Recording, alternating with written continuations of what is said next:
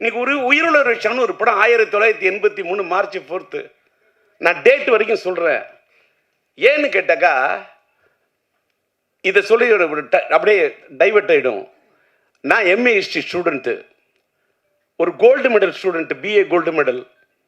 நான் வந்து எல்லாரும் என்னென்னமோ சொல்றாங்க. ராதாரவியை கேளுங்க, என்னைக்காவது டயலாக் பேப்பரை எடுத்து டயலாக்கை படிச்சு நான் பார்த்து டயலாக் சொன்னு சொல்லுங்க.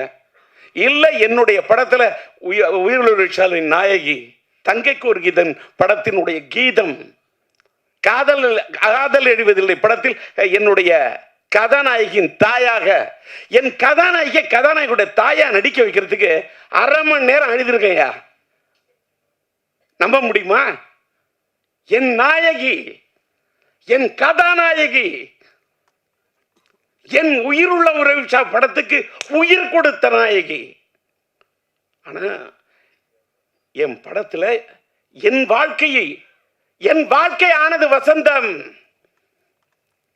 அதனால் தான் வாழ்த்த வந்திருக்கிறது ஒரு புது வசந்தம். விக்ரமன் வந்திருக்காரு.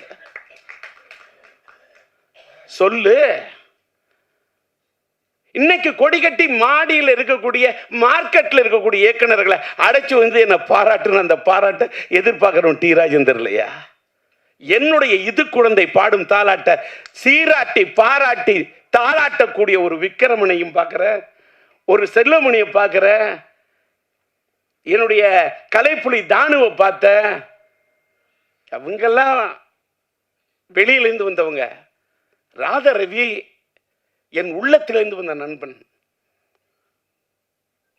நளினி என் படத்திலிருந்து உருவான ஒரு நாயகி, நளின நாயகி, நடன தேவகி, நாட்டிய பைரவி.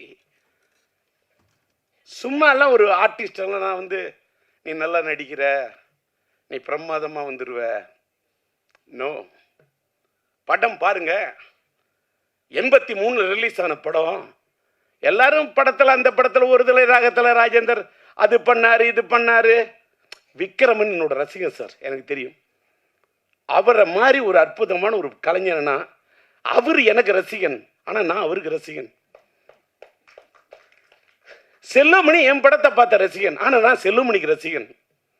நான் இன்னைக்கு வந்து என்னோட பையனோட விண்ணை தாண்டி வருவாய படத்தை பார்த்துட்டு இப்படி ஒரு காதல் கதையை நான் எடுக்கலையே, கௌதம் மேனன் இப்படி ஒரு படம் பண்ணியிருக்காருன்னு சொல்லிட்டு அப்படியே எனக்குள்ள ஒரு பெரிய தாக்கத்தை ஏற்படுத்தின மாதிரி என் மனசுல ஒரு பெரிய தாக்கத்தை எடுத்த இன்னொரு லவ் ஸ்டோரி செம்பருத்தியா. எனக்கு அன்னைக்கே செல்லுமணி பிடிக்கும்.